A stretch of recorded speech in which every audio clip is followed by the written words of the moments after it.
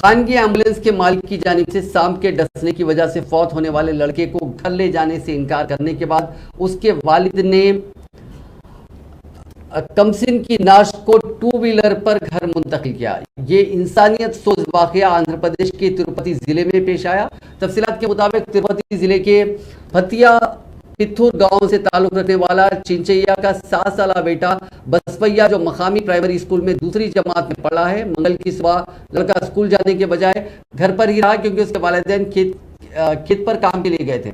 अपने साथी बच्चों के साथ घर में वो खेल रहा था कि उसे कोबरा ने काट लिया। कुछ देर बाद लड़का बेहोश हो गया और मकामी लोगों ने उसे केवीआई पुरम हॉस्पिटल पहुंचाया। डॉक्टरों ने बताया कि लड़का पहले ही मर चुका था। प्राइवेट एम्बुलेंस के मालिक लड़के की नाश को अस्पताल से घर ले जाने के लिए आगे नहीं आए, जिस पर चिंचैया अपने बेटे की नाश को अपने किसी जानने वाले की टू व्हीलर गाड़ी पर घर ले गया। इस मंजर ने बहुत से लोगों को शर्मसार कर दिया।